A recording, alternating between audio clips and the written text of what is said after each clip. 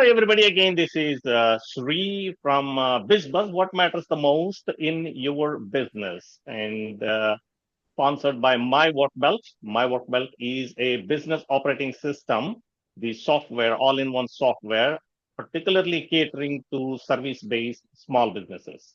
If you are a roofer, contractor, marketing and interior decoration, window washing and gutter cleaning, it doesn't matter as long as you are a service-based business. My Work Belt is the operating system you want to look into it. If you have not looked into it, please check it out on myworkbelt.com. And I have a Craig. Craig is a guest. If you are following us, and there's no introduction needed for Craig, but Craig is a principal ally at Allies for Me, who provides help on the companies that are selling high ticket, high trust items. And they are marketing gurus, and you want to check them out. Craig, how are you doing? Sree, I'm doing wonderfully, and good to see you again. Always look forward to our chats. Thank you very much. Yes, I really enjoy our charts, and that's why we are able to continuously do it every week. And by the way, to let you know, today I completed last week 40th episode. That's awesome. Can you That's believe it? awesome. I didn't even realize that I've been doing so many episodes. I'm just enjoying talking to you and talking to other people and doing what I was really thrilled. Man, it's 40 episodes already. So, anyways, what I wanted to talk to you today is I wanted to ask you how a small business owner can see and take advantage of the challenges in the market. Let it be 2008 uh, uh, mortgage meltdown or 2020 COVID. But now it may not be as severe as 2008 and 2020, but tariffs policy of the regime is creating chaos in the market. Can you tell me what a small business owner can do and take advantage of these kind of challenges and be ahead of the game? Yeah, and what I would tell people is you've been given an enormous gift. And Right. I know it doesn't feel like a gift, but people have a misunderstanding. They think creativity comes with a blank canvas. And that's just Mhm. not the way it works. I can tell you personally, the most creative solutions I've ever come up with have been when I have the tightest constraints. The Right. tighter the constraint, the more creativity. And Right. so the reality, so what we're looking at right now, we have a lot of disruption due to tariffs, and that has people worried. Well, in that, what I would say is there's a couple things to keep in mind. Um, the first is the rules have changed. Quit playing by the old rules. The rules have changed, and you actually have an opportunity to shape the rules. Yes. And let me jump back to COVID.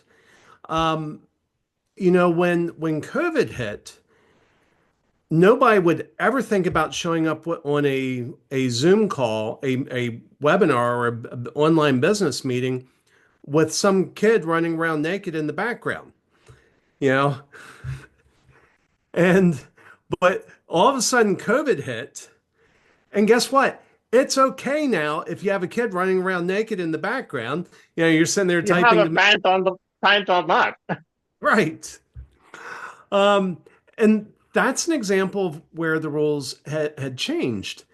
Um, but one of the ways that we limit ourselves is when the world changes, we keep trying to follow the old rules. Throw out the old rules. Right. So come up with a new normal, accept new normal, come up with the new rules and play with the new rules. Yeah. Now, here is the interesting part though. A lot of us, we don't, you brought up a very valid point. We don't think about that, hey, this is a new opportunity for me to create new rules for myself. We all think that what are the rules created by the government or what are the rules created by the market that I will follow, I have to follow. Yeah. But it's a very, very bold move. So how can a small business owner gather the courage to do that? What do you suggest? What do you suggest in that? Well, and one of the things, again, if I go back to COVID, Yeah. it didn't really require courage. It just, if I'm going to survive, and let me give an example of there was somebody that I coached back when COVID hit. I put out an offer to a networking group that I was in, Mhm. and I said, look, if COVID has disrupted the way that you're doing business and you're not sure how to do business, for 25 bucks, I'll get on Zoom with you for a half hour and we will break through whatever barriers. And I had a guy come to me who took me up on that offer and he said, Craig, I'm a speech coach. I make my money training people to get on stage. And guess what? Mhm. COVID just knocked out all the stages.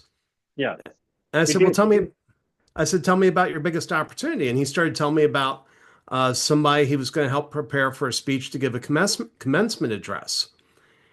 And we started digging in, and I said, you have a bigger opportunity now than you ever had before. He's like, I don't get it. He said, Craig, there's no commencement. This guy can't give a commencement address. I said, you're living by the old rules. Yeah. Living by the old rules. I said, here's the reality. Most people, when they go to graduate, they don't care about the commencement address. They just want whoever's talking to talk as quickly as possible so they can get on with their day and celebrate. Hmm. Hmm. I said, your client that was going to speak at the commencement address, he's a successful businessman, right? He's like, Hmm. yeah, yeah. I said, do you think he has tips to tell graduating seniors how to find jobs in this current environment where interviews just ended? Hmm. He's Yeah. like, I think so. I said, your client is now more valuable in his Yep. commencement address than he was before. And he's like, well, Craig, there's no commencement. You know? I said, you're living by the old rules. Now You're the living by commencement the is old always on rules. Zoom. I said, here's the thing. This speaker, your client, is now more valuable to the students. He's more valuable to the university because the university prides itself in how many of its graduates get jobs. Yeah. And so now he has an opportunity to provide more value to the university. He has more opportunity to provide value to the students. And so we knocked it out. It wasn't 30 minutes, it was probably 40 minutes, but we put together that strategy. He called his client, pitched the idea. His client says, this is genius. Let's do it.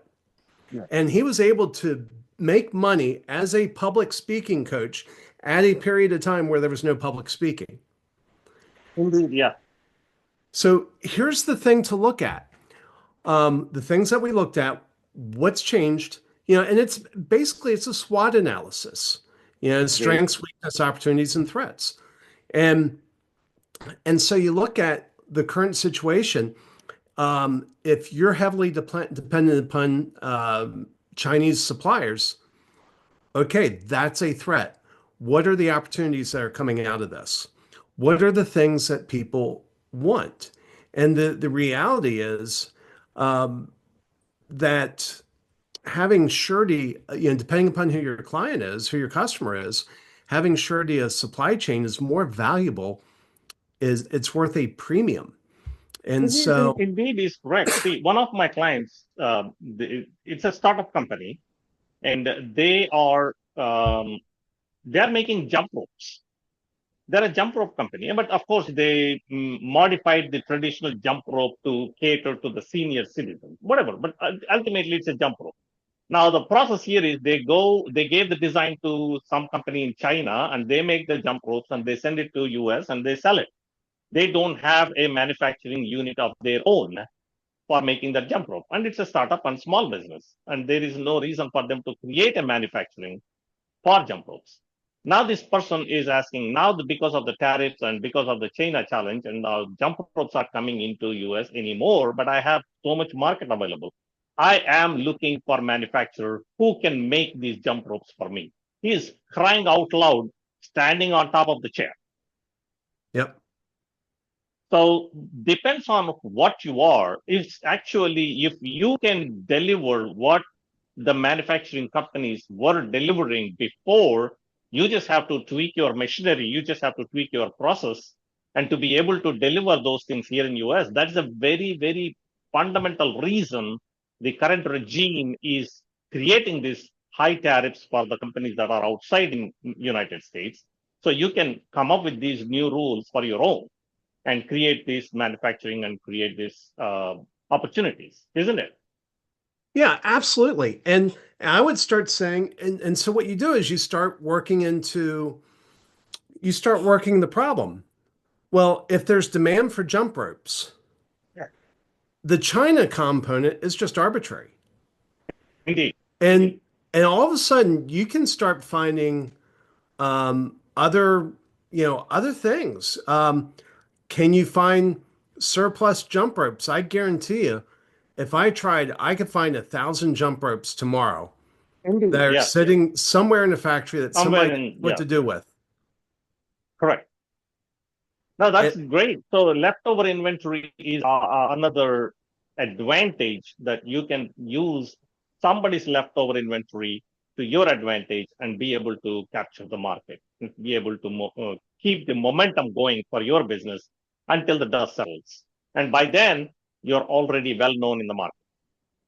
and then you can come through and you can advertise these as tariff-free jump ropes. You can rename them, call them America ropes, call them Liberty ropes, give them a Yeah, brand new name yeah, that makes it absolutely. that makes it clear, hey, these were not assembled by Uyghur slaves in China. Um, these Right, were um, these are a product of, these were sourced from within in the United States. And historically, people will pay a small premium, not a huge premium, but people will pay a yeah, small sure, premium for things made in the United States. And it's just a matter of work the problem at hand.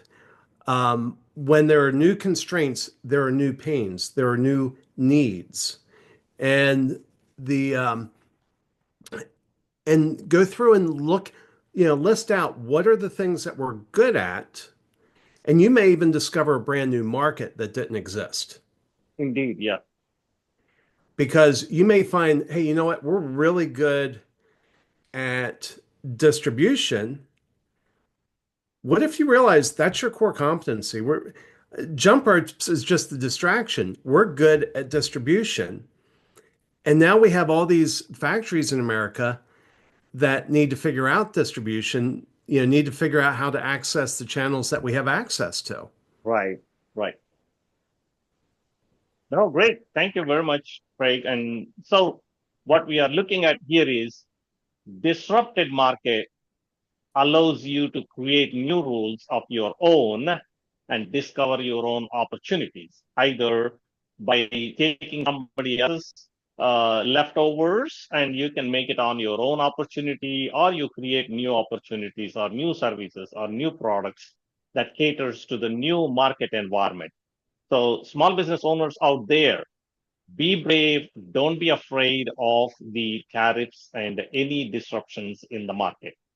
Look with the thinking that what is the opportunity here for me to grow my business and make more money. Right. As usual, thank you very much for joining me today and sharing your knowledge and expertise. Greatly appreciate it.